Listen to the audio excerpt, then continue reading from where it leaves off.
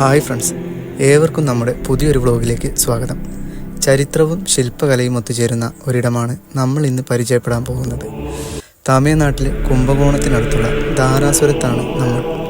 ലോക പ്രശസ്തമായ മഹത്തായ ജീവനുള്ള ചോള ക്ഷേത്രങ്ങളിൽ ഗ്രേറ്റ് ലിവിങ് ചോള ടെമ്പിൾസ്, യുനെസ്കോയുടെ ലോക പൈതൃക പട്ടികയിൽ ഇടം നേടിയ ഐരാവതേശ്വര ക്ഷേത്രം. വാസ്തുവിദ്യയുടെ ഈ മഹാവിസ്മയത്തിൻ്റെ ചരിത്രത്തിലേക്ക് നമുക്കൊന്ന് യാത്ര ചെയ്യാം. ഒരിക്കൽ കൂടി എല്ലാവർക്കും പുതിയൊരു വീഡിയോയിലേക്ക് സ്വാഗതം.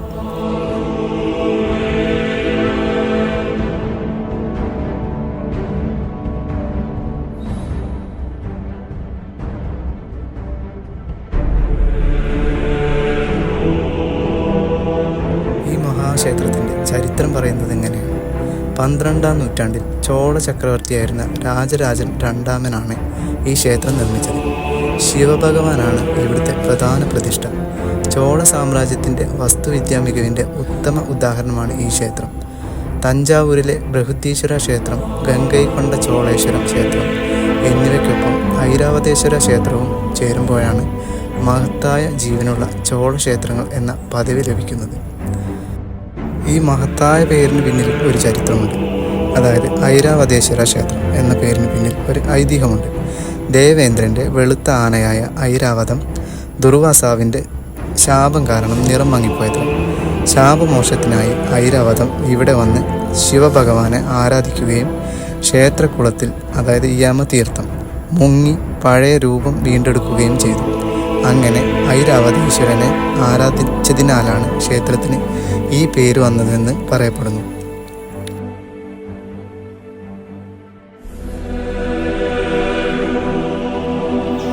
ഇനി നമുക്ക് ഇവിടുത്തെ വാസ്തുവിദ്യയിലേക്ക് കടക്കാം. ദ്രാവിഡ ശൈലിയിലാണ് ഈ ക്ഷേത്രം നിർമ്മിച്ചിരിക്കുന്നത്. രഥരൂപത്തിലാണ് ക്ഷേത്രത്തിൻ്റെ മുൻവശത്തെ മണ്ഡപം. ഒരു ഭീമാകാരമായ കൽരഥത്തിൻ്റെ രൂപത്തിൽ കല്ലിൽ കൊത്തിയ ചക്രങ്ങളും കുതിരകളും ആനകളും ഈ രഥത്തെ വലിക്കുന്ന രീതിയിലാണ് ചിത്രീകരിച്ചിരിക്കുന്നത്. ക്ഷേത്രത്തിൻ്റെ ഓരോ ചുവരിലും തൂണുകളിലും ആയിരക്കണക്കിന് ശില്പങ്ങൾ ഒത്തുവെച്ചിരിക്കുന്നു. പുരാണ കഥകളും ദൈവീക രൂപങ്ങളും നൃത്തരൂപങ്ങളും അന്നത്തെ ജനജീവിതവും എല്ലാം കല്ലിൽ കവിത പോലെയാണ് ഇവിടെ കാണാം. 63 നായനാർമാരുടെ ജീവിത കഥകൾ ചിത്രീകരിക്കുന്ന ശില്പങ്ങൾ ഇവിടുത്തെ ഒരു പ്രധാന ആകർഷണമാണ്.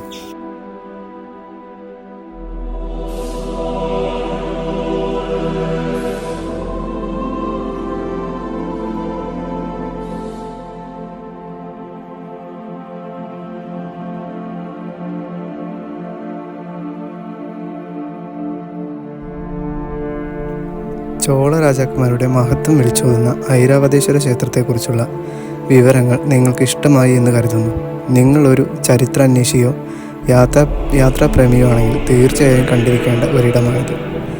ചോളന്മാരുടെ കല്ലിൽ കൊത്തിയ ഈ കവിതകൾ നേരിൽ കാണുമ്പോൾ നിങ്ങൾക്ക് തീർച്ചയായും അത്ഭുതം തോന്നും.